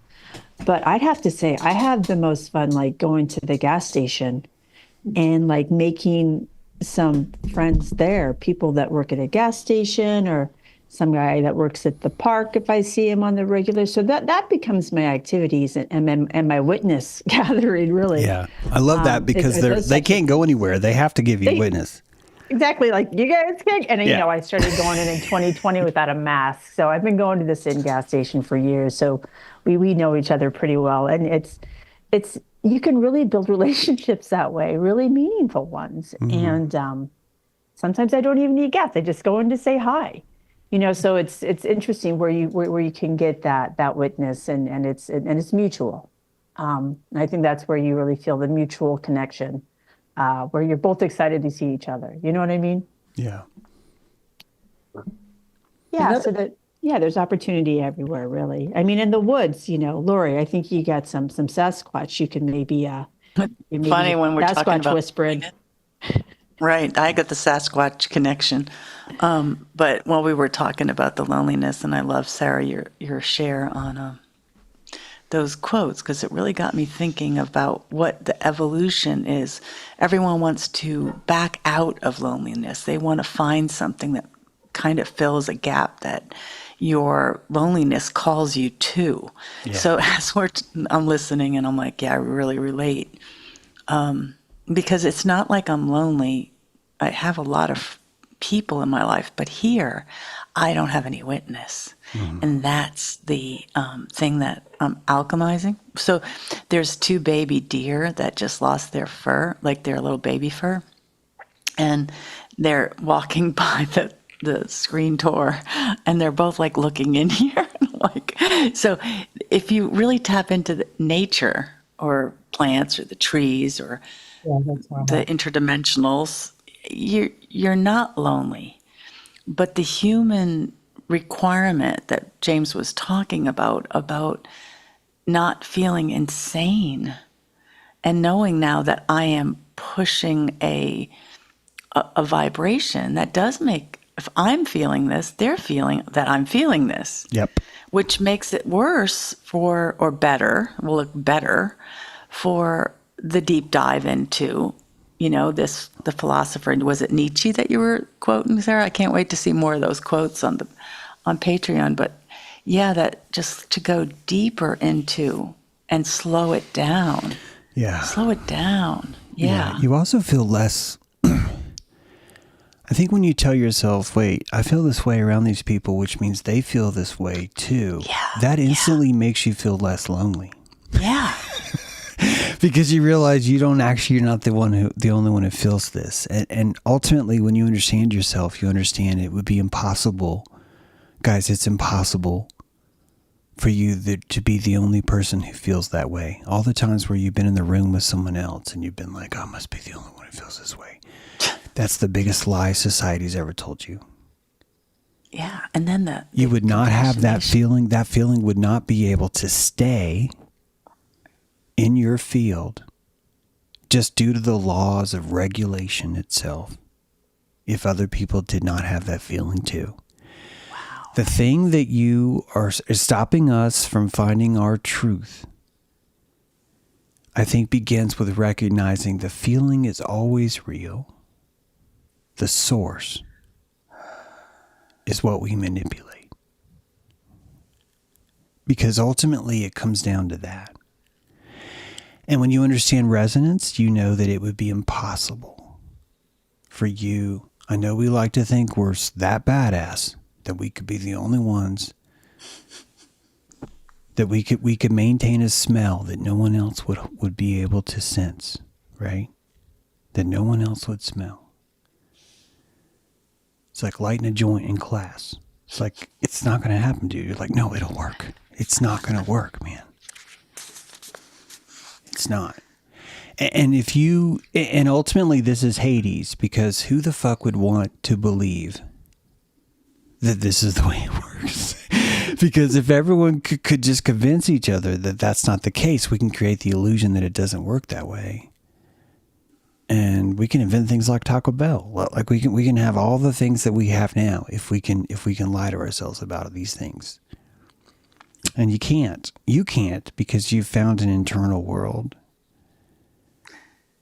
You know what I can say, what has helped, knowing now that I'm in a certain hyena culture and I'm embracing it. So now when I said not getting witness, I say, gosh, you guys have like the best crew, the continuity of this team that you have. I say it to him, I say it to them, and I witness them. So I have a little extra calorie now because I kind of see that I'm not really gonna fit in here, really. And to think that I'm always trying to belong somewhere I'm not belonging, except because I don't belong to myself and don't have agency with myself. That's kind of cute. Yeah. But I was like, I see the change in their. Well, yeah, they're on this team and they're so cohesive, and they go out to dinner by themselves, and I'm here, and I find that like gave me calories back to be in the culture that is not validating it, my uniqueness, and instead of poor pitiful me and giving more, resonance of no one gets me, I'm so lonely. I started to do it different, and then they'll maybe then ask me a question. Maybe they've asked me 2 questions. And then it's like, oh, okay, so maybe that's how you pollinate. By not having an expectation of someone seeing you, but you can see them. It could be. It could also just be kryptonite.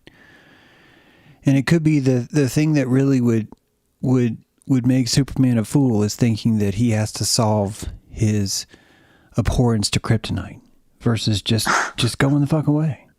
But he's like, no, I have to solve this. I'm Superman. I'm gonna lick kryptonite every day. I'm gonna get really sick, but I'm gonna beat this. So it's a self-sacrifice. It could be Superman self-sacrifice. It could be a way of not having to be Superman. Because you're gonna go find some kryptonite. And now you're like, oh, God, I would help you, but, this kryptonite. Oh, this kryptonite is so inconvenient. Fuck this kryptonite. I would so help you right now. It could be that. It could be just learned. There's a comfort in being used to being hated, being used to being dismissed all the time.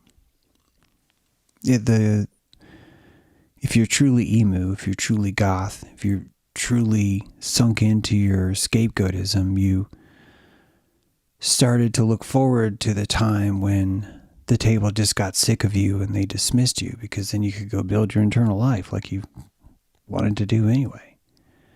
So you start to look for opportunities where people are rejecting you because it's triggering a circuit in your brain that's going to feed you some dopamine. If you can find a way to feel rejected by society enough to where you're going to go pout, because it knows if you can get you to pout, you're going to go find yourself. And so the only way you can find yourself is you have to feel like you failed, or you have to feel like you've rejected yourself. But meanwhile, if you're listening for how they do not interject with you, you're attenuating that and creating more distance. And that's the kryptonite I'm talking about. It's the kryptonite because it really is. I live in a town that has that. I am so disappointed in these friends that I thought that I had with the stuff that happened with my ex. I was just so disappointed in them as humans. And every time I think about them, every time I drive by them, every time I see them on social media, it is kryptonite to me. And the millions of conversations I've had in my brain are kryptonite draining me because that's how close I am to it.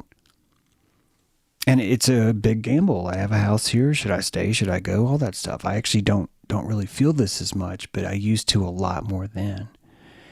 And I finally learned I don't need to go to Boone. I actually don't live here to go to Boone. I never liked Boone anyway. So it's like I realized I could stay here, but I also realized what the kryptonite is and that there's nothing here to fix.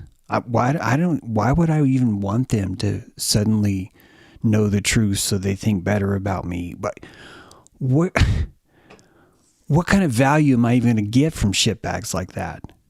Like, why would you even want people like that to be corrected on you? If they were that, it's like that. What are you going to do with kryptonite now, Superman, that you can handle it? What are you going to do with it? You're going to open a kryptonite fucking crystal palace across the nation? You're going to sell kryptonite in all these, convenience stores everywhere? Is that your game now? And yeah, most of us would do that. Most of us would fucking do that. Because a long time ago, most of us were told, well, if you play this role inside this room, then everyone will accept you. And then we've decided, oh, well, I have a destiny now. I have a fucking destiny. I'm supposed to be a dentist. Because this is the one role that I can do where everyone accepts me. So therefore, I have a dream in a dentistry. And my dream is success. And what happens? Those guys have all the money. Why do they have all the money? Because they have no internal life. They don't have an internal life, and they're living the most suicidal fucking... Why is it that the occupations that pay the most are so suicidal? It's because of this. It's because of this. You think about what it takes to be an artist. Guess what? First thing you have to do is, well, say goodbye to fucking money. What do you want, fucking molding? What do you want, air conditioner? What are you, nuts? You want a roof on your house? What are you, fucking high? How come the wrench is not lit up in your dashboard? Here, let me fix that. There. Now you're fucking getting there. Now you're ready to make some art. Oh, you can't afford a canvas? Now you are really, really creating. You are really fucking creating now. You got a guitar, but you don't have guitar strings. Sing about that. Because this is what art is. And it's only art. Honestly, this isn't what the universe said art is. This is what humanity wants art to be, because we look at how powerful Ubermenches would be, the artists would be, if we started supporting them. So how do we not support them? We give it all to fucking Tucker Carlson. We give it all to Candace Owens. We give it all to Taylor Swift. That's what we do. We give it all there because we don't want anyone to have it who would be dangerous. Sarah's got her hand up. Go ahead, Sarah. Oh, yes. When you talk about so many not having an inner life, I wonder if there's a correlation between, it said that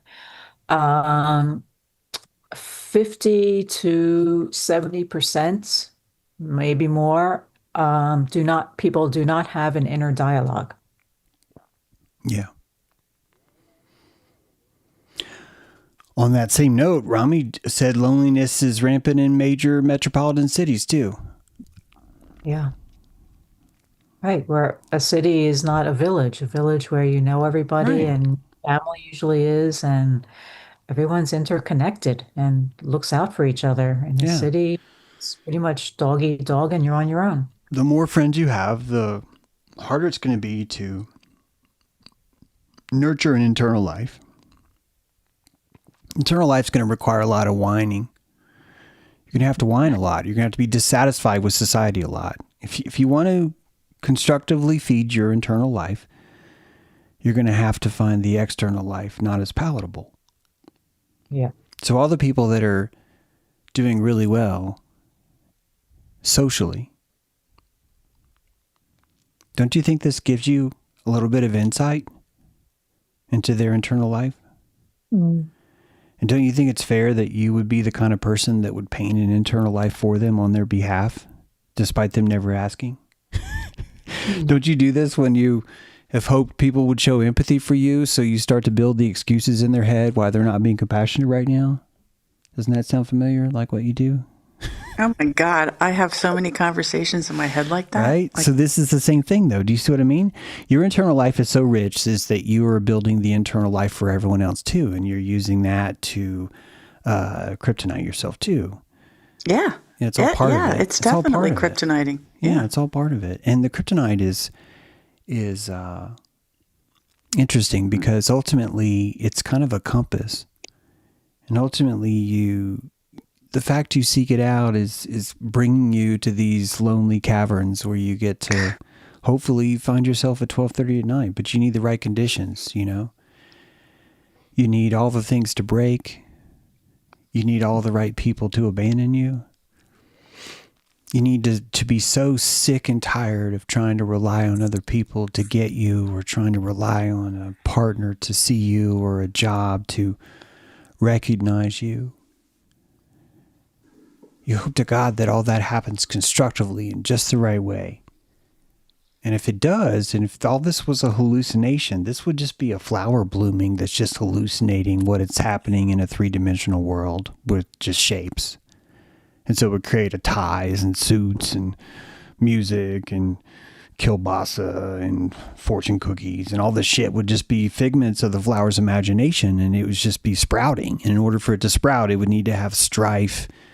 You know, we talked about this, but if you think about it, a flower is like slicing its own genitals open and sticking them up into the air and stretching them open like really far and begging for bees to come and sting their fucking genitals with their fucking stingers and collect it on their knees and like rub it around and shit and talk to each other with it. And then they want you to cut their genitals off and give them to people you love. And you're like, flowers, what the fuck are you doing? And they're just like, dude, this is how we bloom. This is how we bloom. This is how the vitriol, the torture, this is why we're here, man. This is why we're fucking here. It reminds me of this tulip. This tulip had peeked through. I bought this house, and someone had planted tulips a long time ago, and these tulips had popped up, and I was just going out there every morning, just like, oh my God, what color are you going to be? What color are you going to be? What color are you going to be? And it's like this. Started imagining that this flower was like, dude, you're a fucking pervert. We just stop fucking looking at me. I'm not ready yet. Not ready yet. You know, and then all of a sudden it shows you it's junk. That's what an artist is, isn't it? Isn't that just what an artist is? It's look at my junk. Here's my genitals on a canvas. Oh my God, here's my soul. Yeah. Here's my soul. Here's my naked on the There's so many places to perform. I just discovered that a really good place to roller skate is a tennis court at sunrise. Yeah. So you guys, we have parks all over the place. You know, Kadam's in the nature. He's deer tracks, and he needs some gear. That's right. But you know, like, you just gotta play your ground. We got round and ground, and we are at the end of this flight. That's right. Everyone, thank you for joining us on this Monday beautiful flight. Everyone, thank you so much for your shares. Really generous, and really appreciate that for the crew and everybody. Subscribe and like. Please do share this with friends. Thank you much, Renee.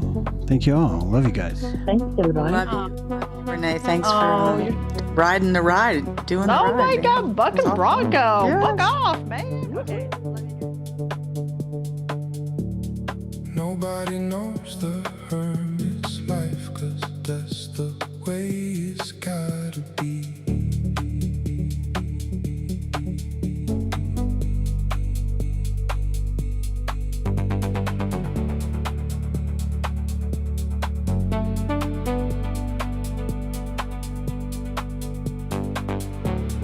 Nobody knows the hermit's life, 'cause that's the way it's gotta be.